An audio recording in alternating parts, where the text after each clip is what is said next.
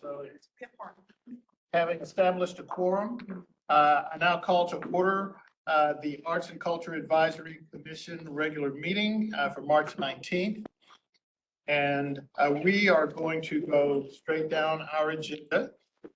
Everyone has received a copy of the agenda and the packet.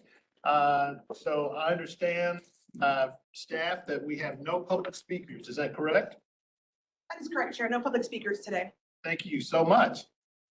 Typically, if we have a very busy schedule, sometimes we would take the community spotlights out of order, but we're not going to do that today. We're going to go straight down our voting agenda. And the very first thing is the approval of February 19th, 2026 Arts and Culture Advisory Commission minutes. Those minutes having been distributed amongst everyone here in the room. We only have 3 commissioners. Everyone else is online, but here in the room, I would like to call for a motion to approve the minutes. We review them as such. So moved. Okay. Second. Okay, it's been properly moved by Commissioner Bunning and seconded by Commissioner Blaze. Is there any discussion on the minutes? There's no discussion. Can we get a motion?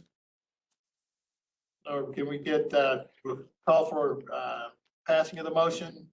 All in favor? Aye. Okay, any opposition?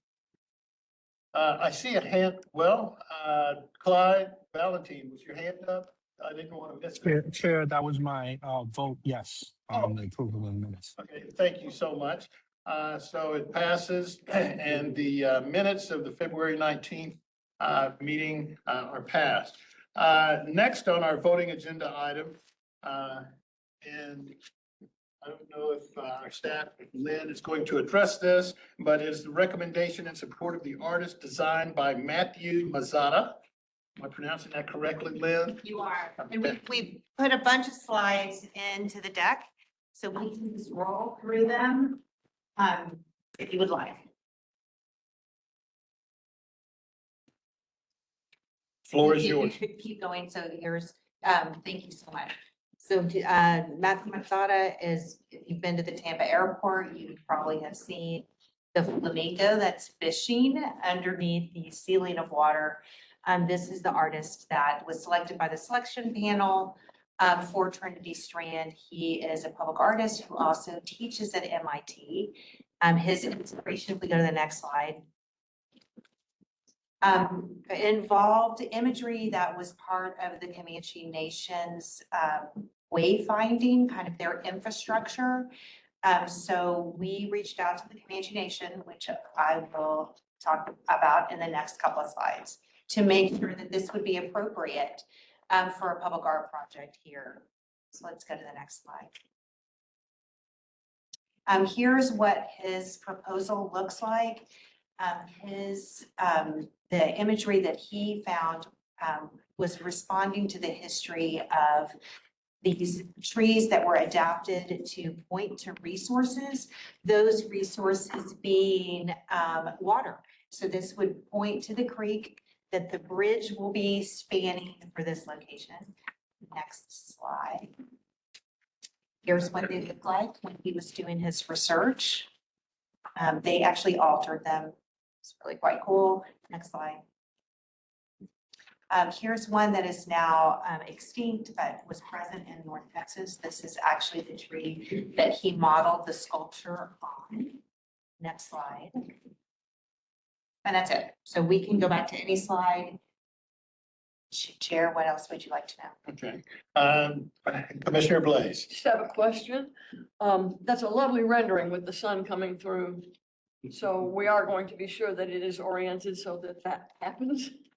Yes, and the material that is used for it is actually a translucent mail kind of material that was originally created for The Hobbit, if I believe, or was used in The Hobbit, maybe not originally created for that. And so it actually kind of changes color as the sun positions, so it doesn't have internal light, but the material, which is highly durable, also creates its own luminescence. So at the right time of day, the sun will actually be in that place and it will look like this. Correct. It's great. Thank you. Then I believe Commissioner Meek has a question. Yeah, I just wanted to, it's not a question, I just really wanted to make a comment about the process. When we had him come before the Public Art Committee, we were very impressed with his really in-depth social engagement with the community and the way in which he's involved the Comanche tribe in this piece. So I just want to say that as a person who's very much involved with, making sure the community is a real voice, this guy really got it. Okay. Well, if there are no further questions or comments on this, the recommendation has been made, highly recommended. We're honored to have this recommendation from the Public Art Committee. Can we get a motion in favor of this recommendation? So moved. Okay. It's been properly moved by Commissioner Meek and seconded by Commissioner Blaze. No further discussion. All in favor?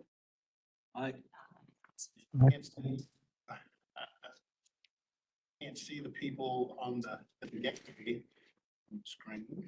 There we go. I'm going to call for the people in the gallery. Your vote one more time. Okay, all in favor? No opposition.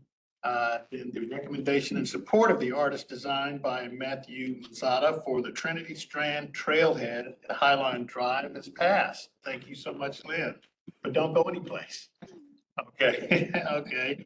The next voting item is recommendation to move the following public art projects from research and development to implementation phase. Lynn. Yes, so this is where we bring these projects back to you. You've seen them all in the annual plan. At this point, our team has done the research for these projects and the funding has been confirmed by the host department. In this case, this is all 2024 bond from the park department, except for Preston Royal Library, which is a library project. And we are ready to proceed with these as active projects.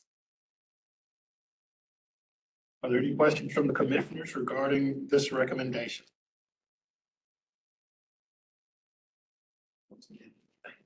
Adrian, I can't see the.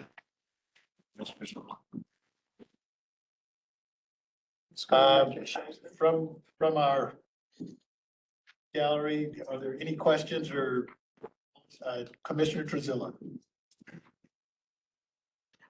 I believe you're muted. You may be muted.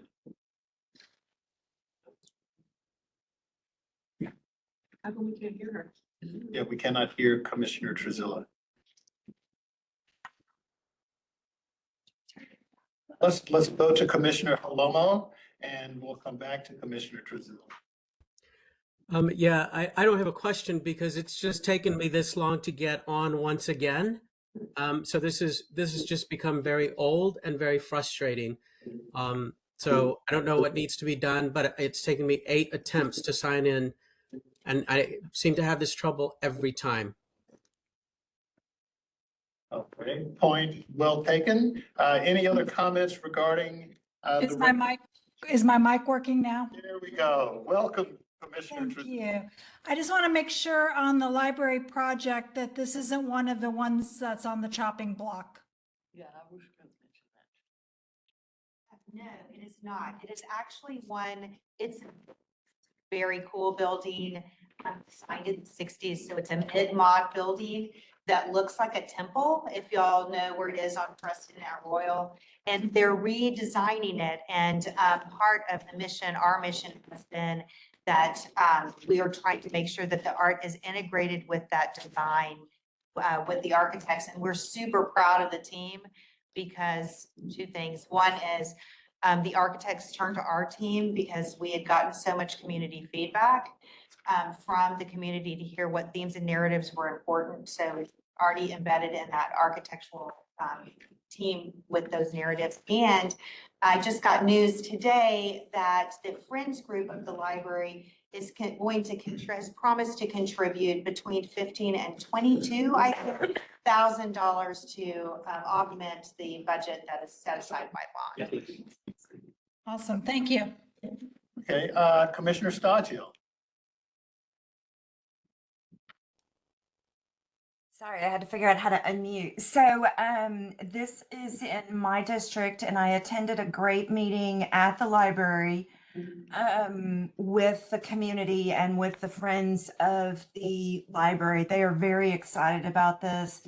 They're excited about working with the architect and the art piece being part of the design of the new of the renovation to the library. So the folks in District 13 are very much in support and excited about this project. All right. If there are no other questions or discussion regarding the recommendation to move the following public art projects from research and development to implementation listed there, A through E, can we get a motion to pass this recommendation? So moved. Commissioner Bunning has properly moved that we pass the recommendation number 3 on our voting agenda. I'll second. I'm sorry, I didn't see. Is that Jill Truzillo? Yep. Okay, it's been properly moved by Commissioner Bunning and seconded by Commissioner Truzilla. All in favor? It appears there's no opposition, so the recommendation to move the public art projects listed voting item number 3 has passed. The last voting item that we have is to recommend additional panelists to the Office of Arts and Culture's Funding Programs Review Panel roster. So I will pass this to Commissioner Bragalone and Julia.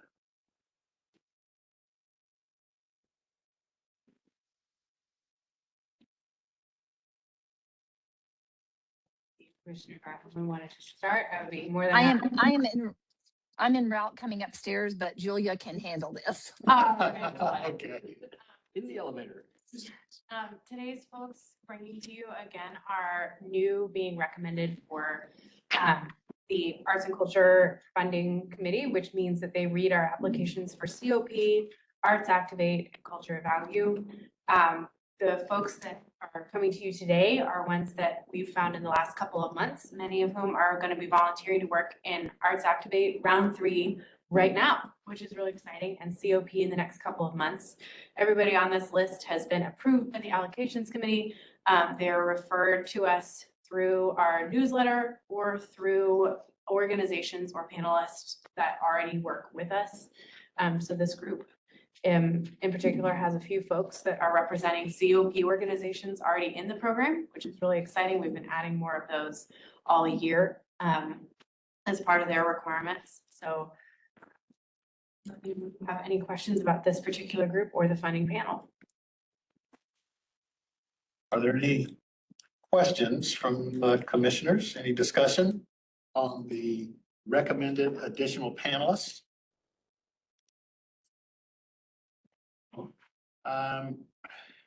Julia has highly recommended these panelists. So with that being the case, can we get a motion to approve the recommended additional panelists to the Office of Arts and Culture's Funding Programs Review Panel roster?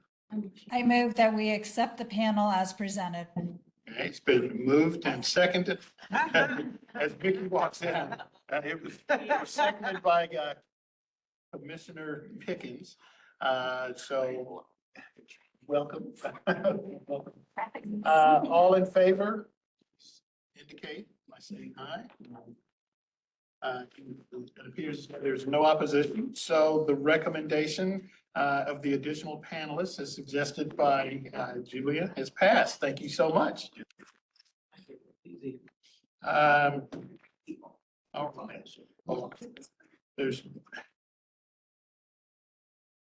chair report. There's nothing to report. So we're going to move on. We're honored to have 2 cultural spotlights for this meeting.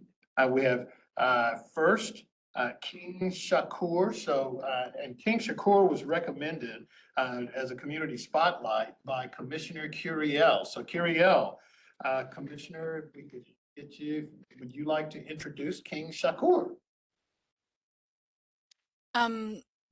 What I can say about King is I had heard a lot about him and had been in space with him, but never actually physically met him until we were maybe last year. And so I think it was last year, maybe the year before. Anyway, there's just a lot of synergy about the work that he's doing around mental health in his community, and I wanted y'all to know about it in case you didn't. And I'm going to let him speak for himself. Welcome, King Shakur. Thank you. Thank you all for allowing me to be here. Thank you for the recommendation. I'm excited. Also, I want to say an honor because I'm on my mentor, Vicky. Nikki's on here. So I was raised I'm from South Dallas, born and raised. So South Dallas Culture Center always has my heart. I came back in 2014. Mama Vicky welcomed me in as a creative writing instructor at South Dallas Culture Center while she was there. So I always honored to, continue to do work and uplift the work that she started.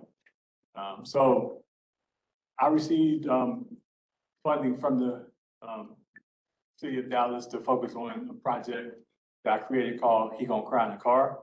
It's actually a poem I wrote about how us as Black men and men of color do and don't deal with mental health, and our cars are like our sanctuary. And so that poem actually turned into an actual event. It's an arts and culture symposium where I feature mental health experts, people from the community, pastors, and it's intergenerational. So the focus is Black men and mental health. It's open to the entire community. Everyone can come, and we also feature visual artists, performers, and things like that. So what you see on the screen is one of the flyers from year 3. We're now going into our 5th year. We just had year 4, but year 3 was actually funded with the Arts Activate funds. And this flyer was designed by my partner Gino, and all my vendors had just happened to be Black men for this event. So you can go to the next slide. And so this is one of the ways that we promote the event. You get play. We not just using still visual. We always should play. Use actual visual art that moves to invite people in. We put out flyers on the street, but we also do a lot of online. I work with teenagers to actually run my TikTok or do Instagram for me. And one of the producers of the actual show, the day of, is actually a high school senior, a young man. And so we use the arts funding to actually help pay these young people, to be a part of the project. You can go to the next slide.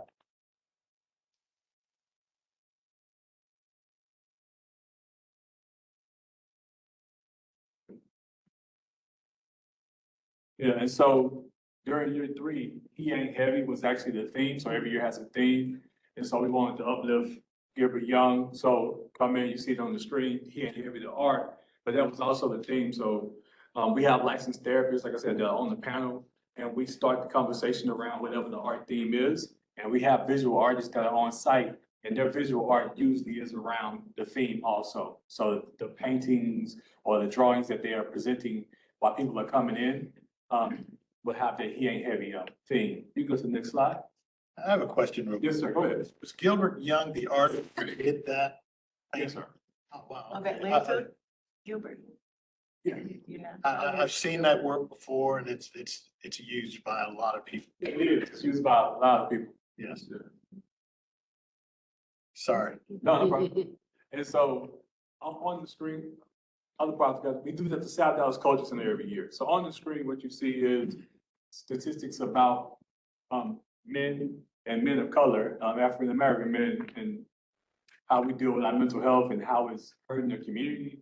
13.4% of the population, but over 16% report having a mental illness. And that's 7 million people in the United States.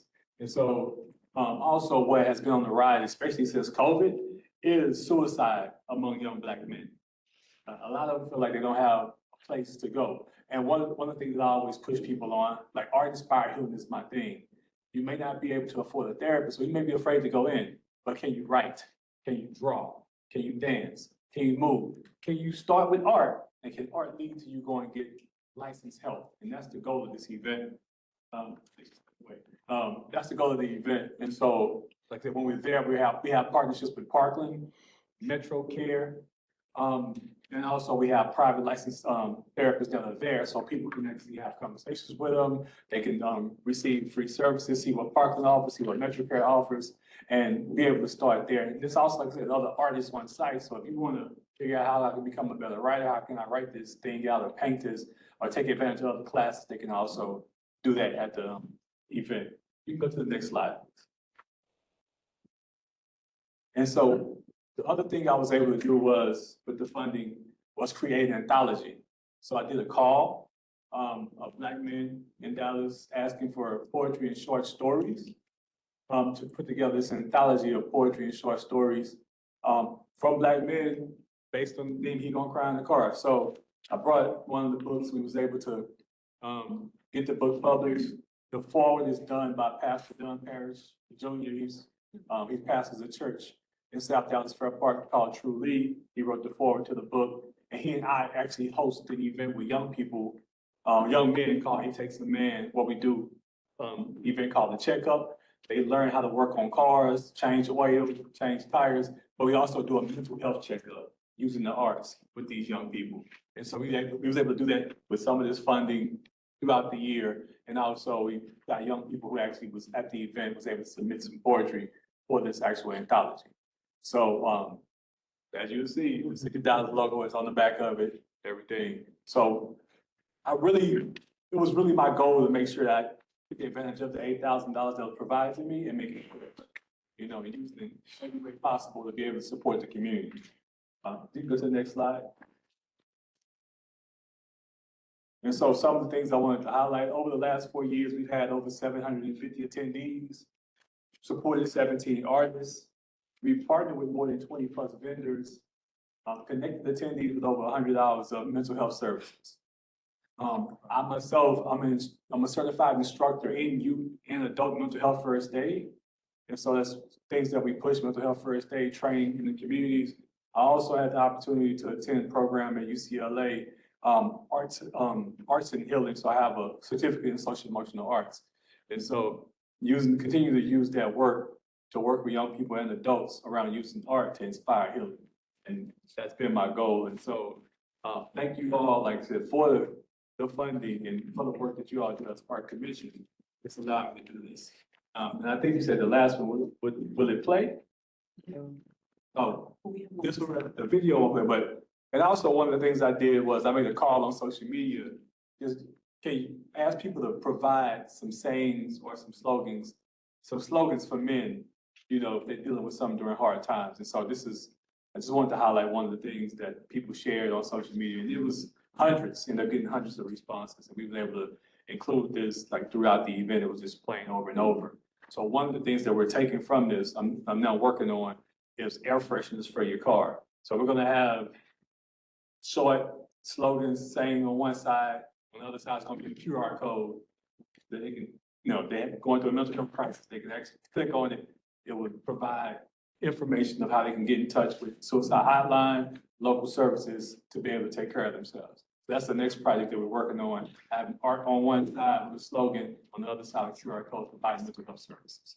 And that's where we're going for next year, because it's going to be year 5 for this event at the South Dallas Culture Center, and looking forward to that. That's excellent. So much. Can we go to our commissioners? I see Commissioner Valentine, Commissioner Meek, both have comment, and Commissioner Jackson. Welcome, Commissioner Jackson. I'll have comments. Commissioner Valentine. Good to see you. Thank you. Thank you for all the work that you're doing and sharing this project with us. I just want to acknowledge the arts and health aspects of what you're bringing to the table with this. And it's something certainly for us to keep in mind and continue to figure out how to Connect and Elevate. I'm curious about the book in terms of who published it and where can I purchase a copy. My second question is, when is the next event? I'm not sure if I heard that. Okay. As far as the copy, I will give you one. You don't have to, purchase it. I can give you a copy. I have some, and I'll also give you a shirt. On purpose, I wore this shirt. It's a Progressive Black Hill. We designed the shirt. So I'll make sure you can get the shirt also, but we'll get you a copy. And the next event, we do the event the last Friday, the last Saturday of February each year during Black History Month. So the next one will be next, because year 4 just happened at the South Dallas Culture Center in the Black Box Theater. Another sold out day at that with that event, but we do other events throughout the year. So I will update you and let you know when we have different things going on. We have conversations. We have April 15th, we're actually doing an event at Pan African Connection where it's art and healing focus, and I'm paying the videographer to record at least 10 poets and give them professional recordings of their poems. It's like a love letter to poets, and so using funds to be able to do that. That's our next event, April 15th, South Dallas Culture Center. Commissioner Meek. Well, obviously, I'm a fan of King's, have been for a while. But he's being very modest too, because this is one event, but he was responsible for starting the South Dallas Youth Poetry Festival when I was running the center. And I'm hoping that if that has not been, taken off the table completely, King, that you can continue to do that work with youth and poetry. Oh, no, it hasn't been taken off, and thank you for that. Just last year, I was able to partner with the Juanita Craft House, and we did a version of it focused around environmental justice. So last January, we partnered, and we actually hosted at the South Dallas Culture Center. And we had students from Lincoln, Madison, St. Anthony's, St. Phillips, Charles Rice, Dade, and Dunbar submit poetry and actually won prizes. So I'm looking forward to continue doing that work with the South Dallas Youth Poetry Festival. Thank you for bringing that up. Great. Commissioner Jackson.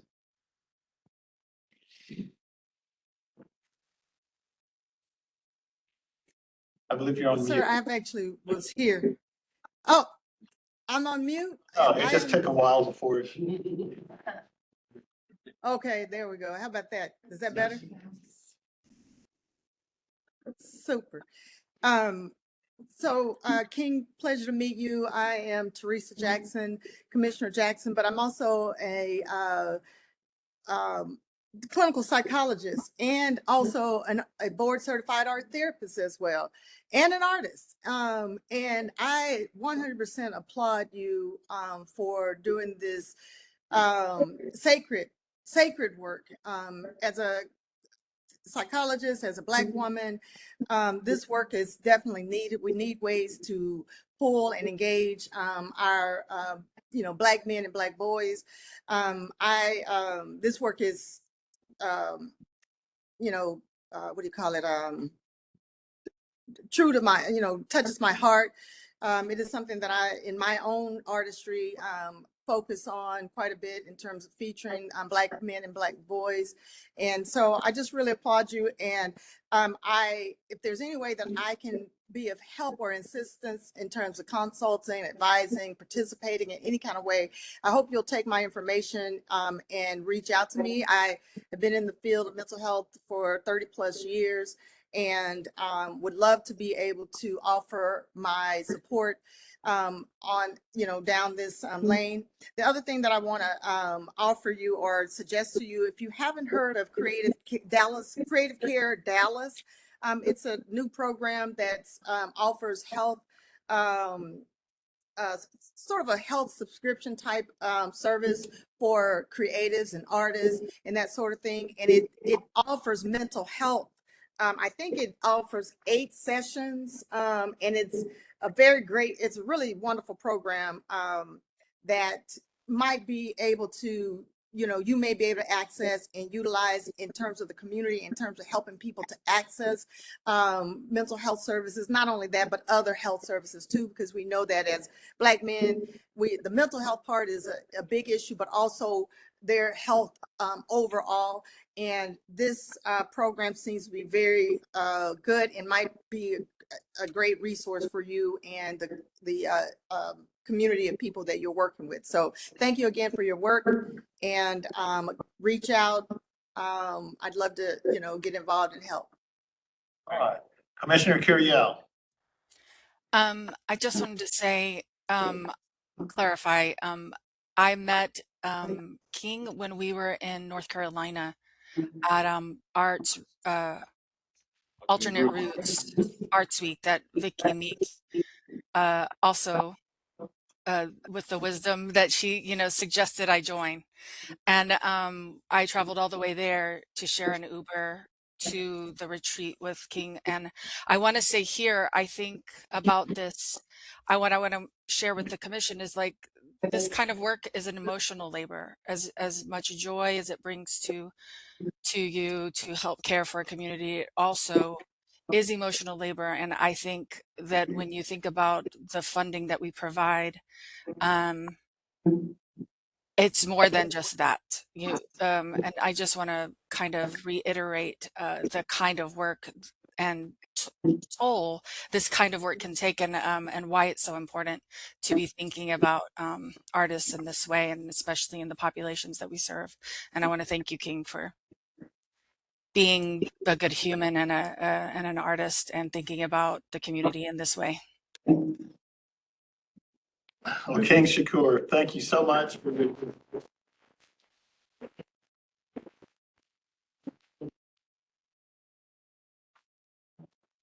As King is leaving, we will now have DMA as our next community spotlight. So if all of you want to, is everyone coming to this? Oh, just Brian? Oh, okay. All right, Brian. You have the floor. Thank you, Chair. And King, I got to admit, that is very impressive.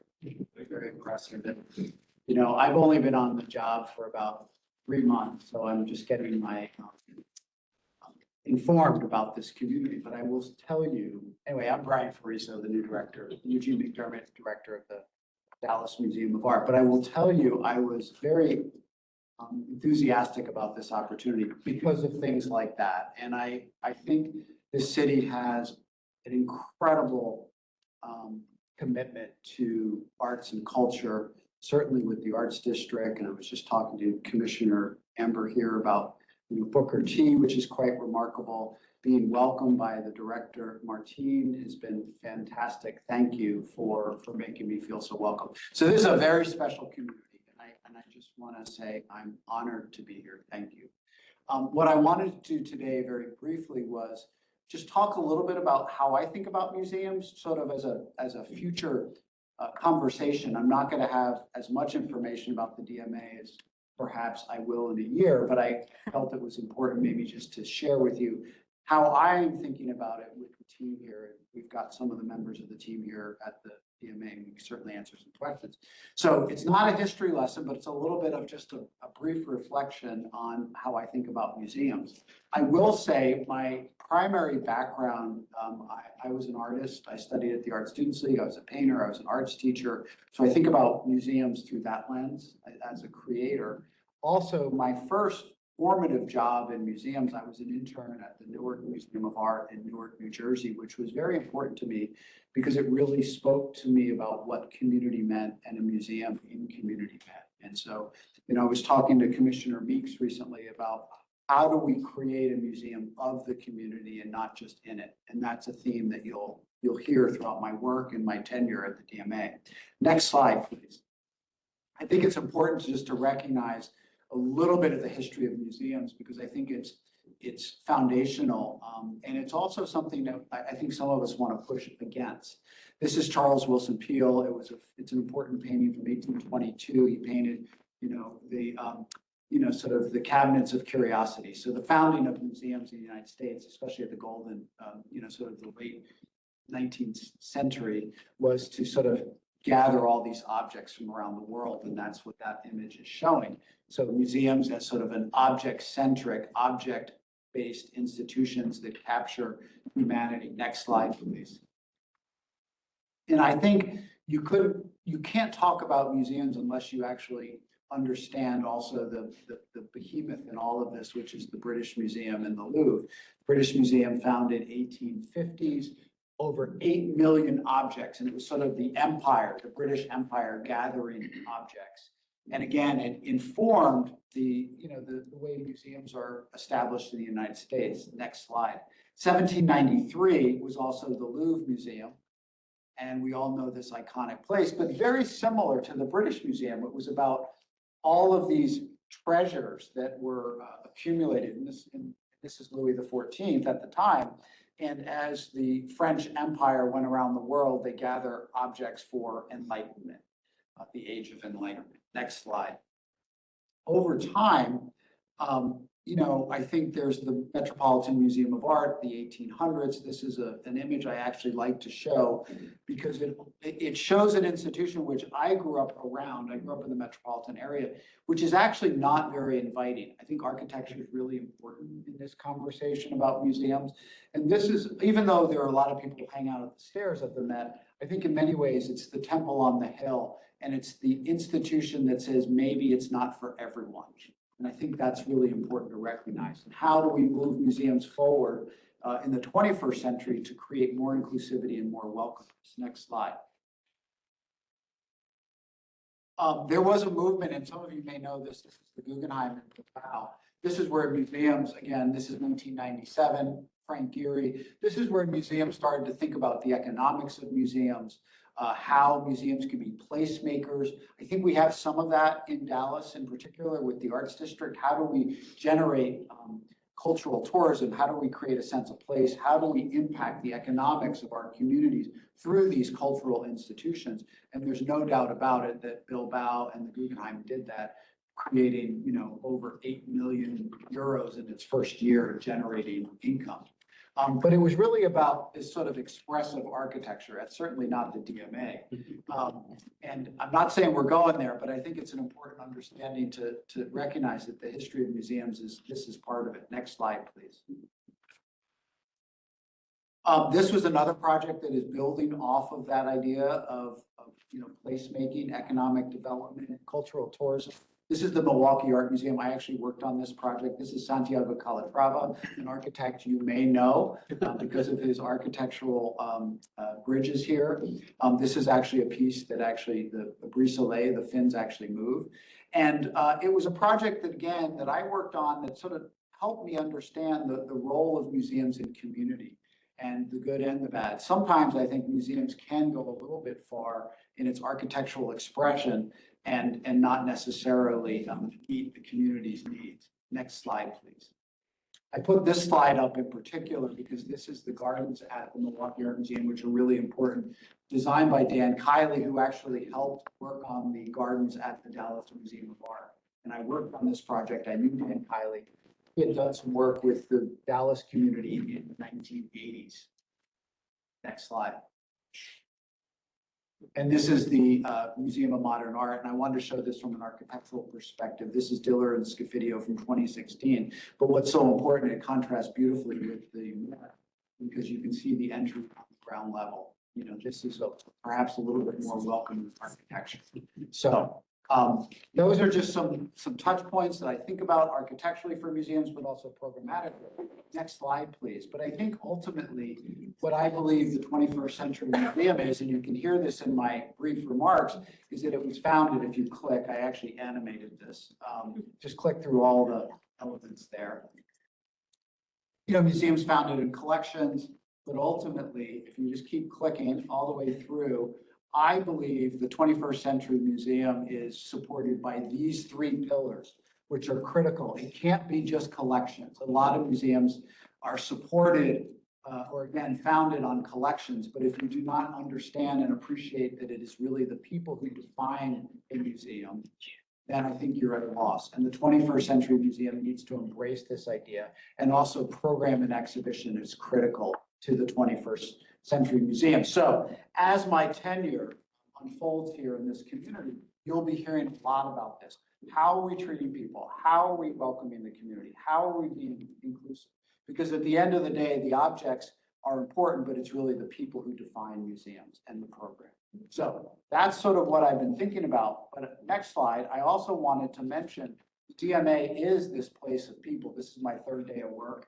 We had our Christmas party, and I was sort of amazed. But I think this image is special for me because I came here because of the people. And I've been meeting the folks here at the Dallas Museum of Art, and it's really remarkable stories. You know, a lot of the staff here at the museum, they entered as young children coming to the DMA. And they are honored and thrilled to be part of this organization to help generate the next generation of art enthusiasts and bringing people together. And I think this is really important for me to show you this slide. What's also important, certainly the art and the building and the institution. Next slide, please. I came to the Dallas Museum of Art in 2003 when I came to the opening of the Nasher, and I saw this image, this idea of art, nature, community spaces, and sculpture all coming together. So this is our sculpture garden, and it's going to be part of our future vision to sort of make it more part of the community. I don't think it's as much as it needs to be. So we're working on that. Next slide.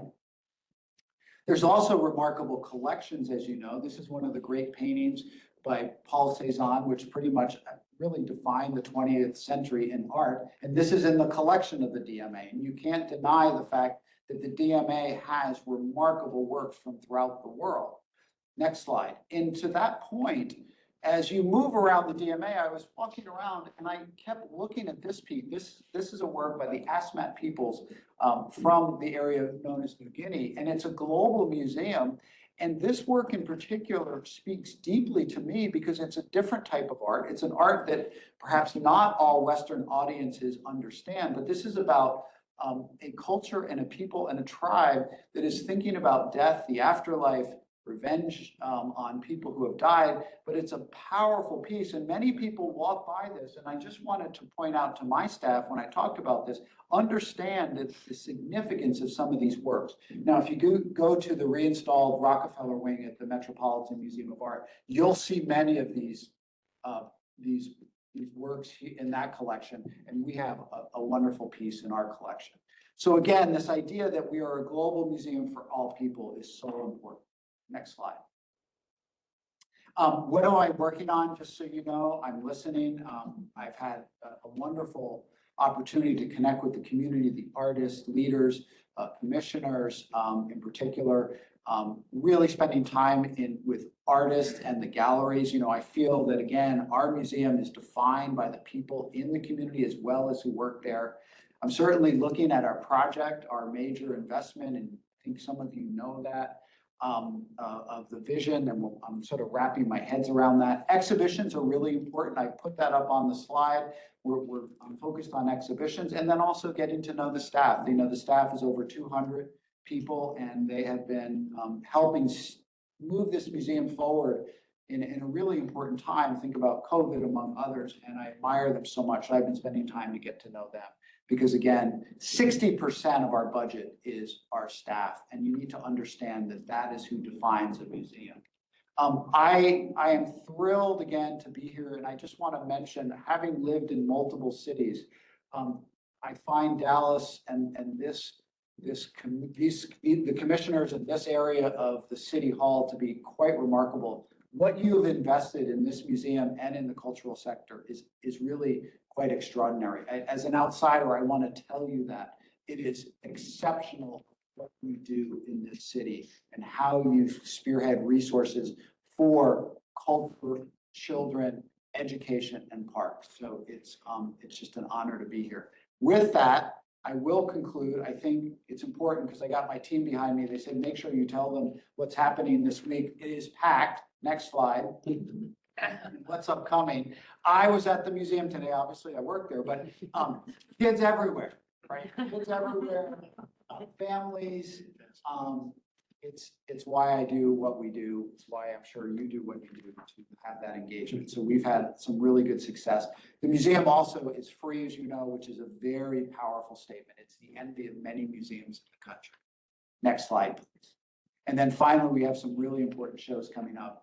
A major exhibition on the samurai culture in the imperial court, looking at samurai and the craft work of Japanese craftsmen. A lot coming from our collection, but also partnering with the Gabriel Mueller collection. Always captivates people's imagination, the art of making, and then also a wonderful studio in New York called Brand X, who have worked with major artists throughout the world to create significant works of art on paper. So that's upcoming in the next several months. So that's my pitch for what's happening, and I'm happy to take questions, but also I would say advice. Again, because I've only been here 3 months, any advice you can give me, I know there's a wealth of knowledge in this room and on this screen. And so thank you very much.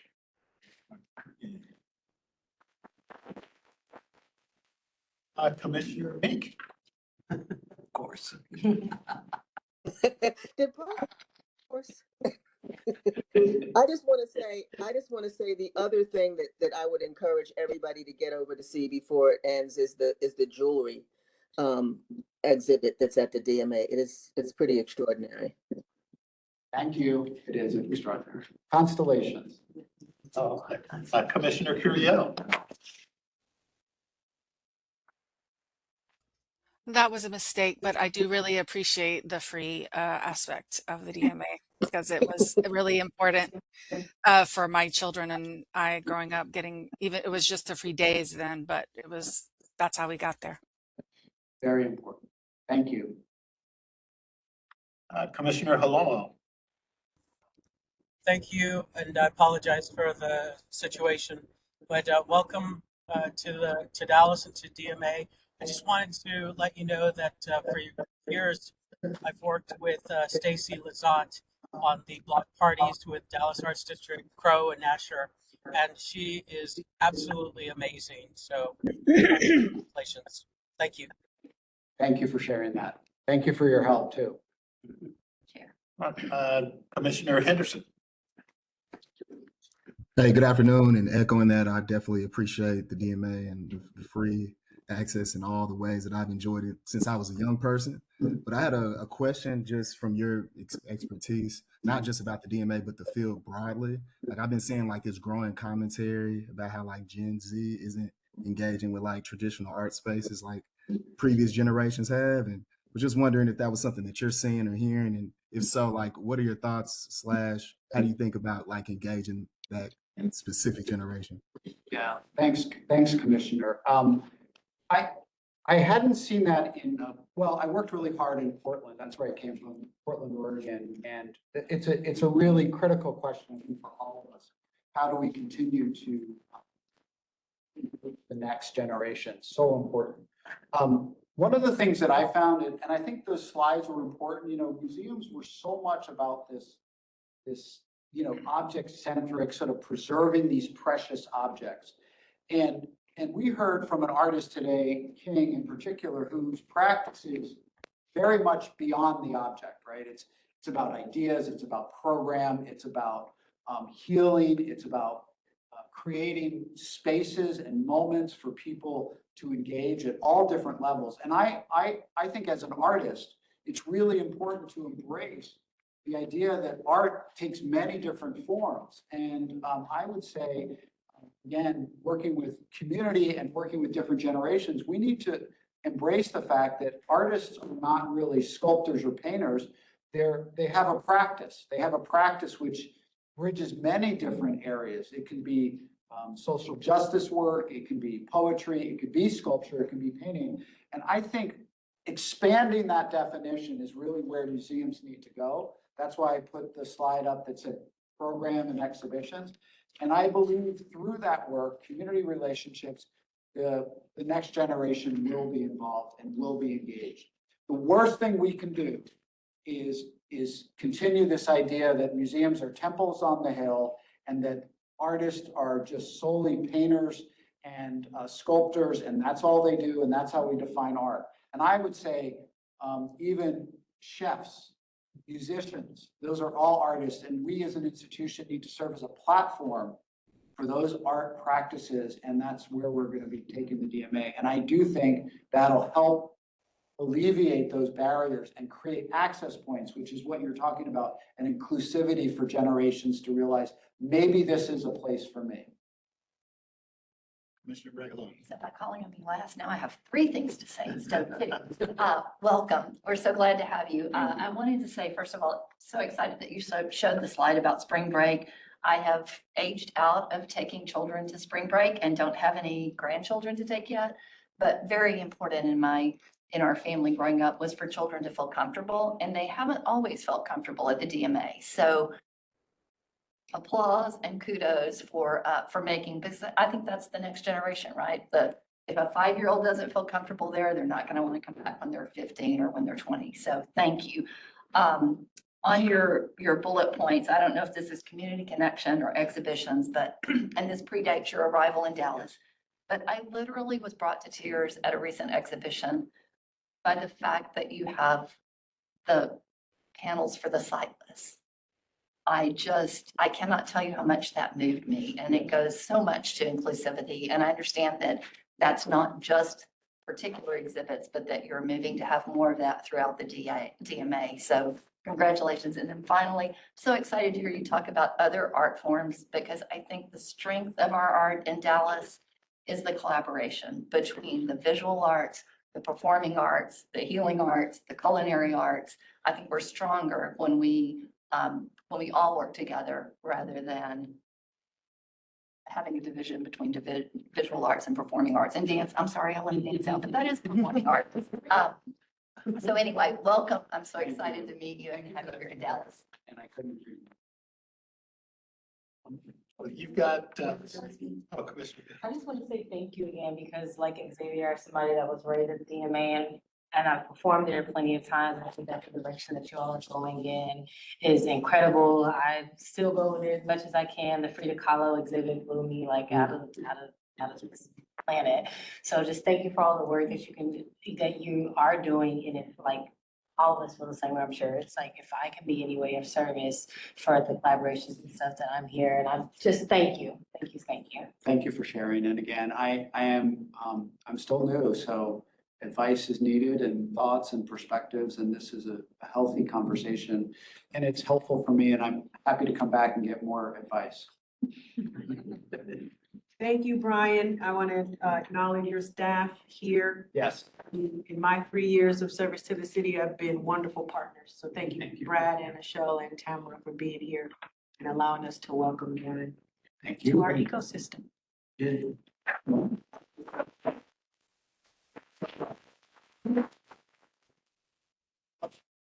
All right. We moved down our agenda. We now have our director's update. Hey, good evening, everyone. Thank you all for your time and service to us as commissioners. I've seen y'all out and about, and I want to thank you for supporting events and happenings that have been taking place over the last month since we were last together. So I have a few updates as noted on the agenda. First, in regard to the Hospitality and Nightlife Task Force. As you recall, Councilman West embarked on a new task force to address some matters in the hospitality and nightlife sector. That task force was formed on October 31st and chaired by retired city staff Terry Lowry. She's been conducting meetings almost every single week since October 31st, except for the holiday weeks. Our last task force meeting was held last Friday, and we are scheduled to brief task force recommendations to quality of life on Monday morning, Monday, March 23rd, 9 a.m., council chambers or WebEx. If you're available to watch, feel free, you are more than welcome. Again, that presentation is simply task force recommendations. So that's the work of the task force. The memo that Councilman West furnished at that time of their formation in October, you read through it at the bottom, the call to action was for the task force to brief its findings to the Quality of Life Council Committee. We, as the Office of Arts and Culture, newly having oversight of the Nighttime Economy and Responsible Hospitality Division, we're also the City Attorney's Office's client department with regard to matters that pertain to this sector. And so we're the department, one of 4 departments supporting the task force, but we're the department charged with bringing the item forward, if you will. So Chair Terry Lowry, Commissioner Daniel, who's a member of the Hospitality and Nightlife Task Force, will be briefing those recommendations with support by our staff. And the other four are four sister departments: Planning and Development, Code Compliance Services, maybe it's more than four, DFR, DPD, CAO. A number of us will be present in the event that there's a discussion or questions that pertain to our respective divisions in support of that work. But again, this is really an invitation for you to watch the briefing for your awareness. I'll pause for any questions. 9 a.m. Monday morning. Quality of Life Committee. Okay, moving on to the upcoming public art informational session for new commissioners. Based on availability and convenience, we'll be hosting that briefing during our regularly scheduled Arts and Culture Advisory Commission meeting next month, which I believe is held on 4/16, am I correct? April 16th. We have convinced Chair Small that this is a great idea for many reasons. One, due to, somebody disagree? I hope you agree. Well, it's a great idea for many reasons. One, that we have a large number of new commissioners who deserve the same attention to understanding the public art process as some of you formerly received. Some of the rest of you are due for a refresher anyway. And so we'll be entertaining that briefing, again, delivered by staff as a 101. If you've been paying attention to our public art committee meetings, you'll know that we have had some members of our community come approach us as registered public speakers who've demonstrated that they too require a refresher or education around the public art process. So we hope that they too will return to participate in that meeting by way of engaging, observing, attending. And so that's that. So instead of holding a special called meeting on another date, it just seems wise for the sake of quorum, et cetera, that we'll have that briefing on our agenda for the upcoming commission meeting. I'll pause there. Oh, sure. Director, and if you would emphasize, it's not only for the new members, but also. Refresher. Yes, yeah, refresher. Sometimes it may be the first time bringing it to their recollection. So, yeah, but everyone is invited and encouraged to participate. And to that end, in terms of 101s or information that we feel is necessary to bring forward in the form of informational briefings, we'll also have a similar fashion related to our bond program from 2024. The bond office will be coming forward the month following in May. And following some feedback that we need from some of our commissioners, we may entertain the same related to hotel occupancy tax in the form of an informational briefing for your awareness. I think those few points from what I've gathered would be helpful for us to discuss on the record. Okay. Moving forward. What do I have next? Oh, Dallas Arts Month. Well, next week is a busy week for us following the Hospitality and Nightlife Task Force briefing on Monday. That same week on Thursday, we have our Dallas Arts Month press conference, March 26th, Thursday. There's a flyer related. Yes, at noon to 1 o'clock at the Latino Cultural Center this year. We flip-flop in terms of where we're hosting, but this year will be at the Latino Cultural Center. We will be providing lunch afterwards. We do have a wonderful program planned for this lunch hour presentation and press conference. We hope all of you, 18 of you, can attend. It'd be great to see as many of you as possible. Please, we have extended invitations to your respective council members, et cetera, but if you don't mind doing your due diligence and extending an invitation to your appointed party who has you here in service to our city, it would be great for you to bring them as your +1. not already participating. We do have a few folks on our run-up show. But at any rate, it would be great to see our elected officials attend this press conference, as well as members of our ecosystem who are listening. We'd love to see you there as well. Before I close, this is the other flyer adjacent here. I just want to acknowledge that as it's part of the presentation packet. On April 2nd, we are having another art exhibition opening in City Hall on the City Hall lobby gallery wall in partnership with Baylor Scott and White's Healthcare Systems Arts and Medicine program. We will be amplifying and acknowledging some patient-created art on the lobby wall. Not only to highlight the arts and medicine program there at Baylor Scott and White, but also to amplify one of the pillars that we are celebrating during Dallas Arts Month, which is of course arts and health. So too, we will be having a program to acknowledge the artists, our partners at Baylor Scott and White, folks in the healthcare field who will be participating in that run-up show. I believe Commissioner Clyde Valentine is on run-up show for this particular event. She's very passionate about arts and initiatives. So please do come out if you can for that lunchtime event on Thursday, April 2nd, which is the week following our Dallas Arts Month press conference. I think that's the close of my, am I announcing this one as well? Okay. Back to that busy week I mentioned, which is next week. We're closing that week next Friday with our Crockett Dog Park Public Art Dedication Ceremony. That's taking place at 10 o'clock in the morning on Friday. I believe that's Council District 2. It is. It is. Linda Blaze's neck of the woods.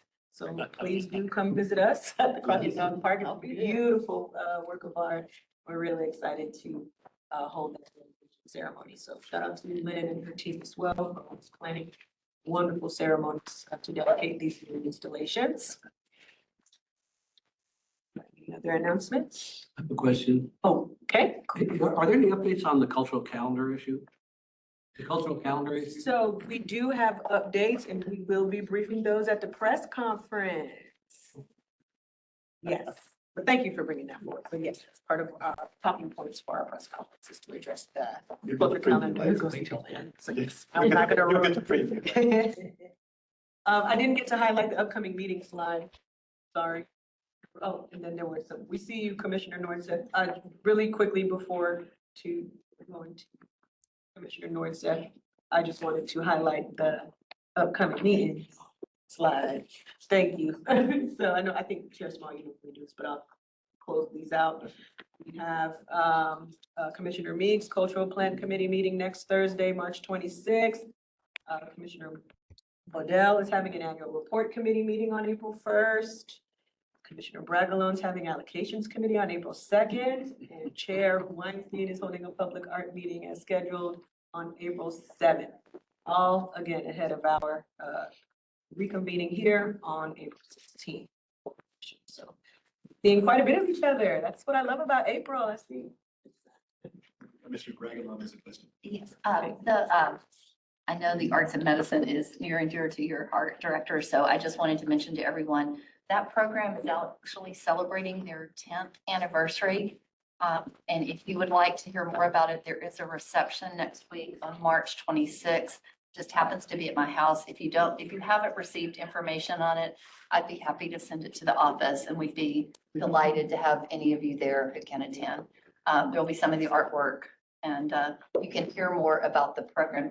The reception at City Hall will be more about the artwork, but if you want to hear more about the program, it would be a great opportunity to hear that. So will you remind me and I'll send it out. I have it. Do you have it? Yes, I'll send it out tomorrow. Great, thank you. We'd be delighted to have you. Commissioner Nordseth, you had your hand up while I was toggling back and forth, so forgive us. You had a comment. That's okay. I thought you were done. I just wanted to give a quick pitch for an upcoming event at the Dallas Children's Theater. You know, all of their performances are wonderful, but they have a traveling troupe coming in town the 27th to the 29th. It's called the Light Wire Theater. And they were on America's Got Talent. I don't know if they won, but they were very close to the top. It's where performers are in black and then they have lights all over them. and it's called Moon Mouse. And it's a really great show. Already got tickets for myself and a few of my grandchildren. So if you have any kids or grandkids that would like to see a really cool show that's all done in lights, it's very neat. It's coming up the weekend of March 27th through the 29th, and there's still tickets available. Thank you for that, Commissioner Nordson. Before we get into the announcements, let's make sure whether we have any other comments or questions for our director and her update. I saw Clyde Valentine's hand. Was a Yeah, I had an announcement, but I think I could wait until the next month's meeting. Thank you. oh, okay. Commissioner Meek. Yeah, I just wanted to say, I had submitted a liaison report that I noticed did not get into this packet, so I'm not sure what the problem was. I submitted it last. I saw it in Adriana's. It did get sent. There was an update email that was sent today with some updates on the slides and then also a schedule that Commissioner Blakes wanted to send out. So the liaison report was emailed out, I want to say maybe like around 2 o'clock today. Okay. Thank you for that, Vicky, as well. And as we go into our announcements, it was brought to my attention in our agenda planning that our staff and our stakeholders may be a little interested in hearing about the commissioner's awareness and participation in artistic events in their district. So as we make our announcements, if you could share that as well, that would be fantastic. If we have any other announcements before we adjourn.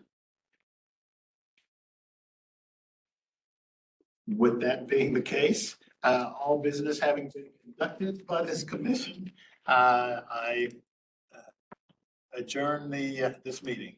Thank you so much for your attendance. Have a good evening. Thank you.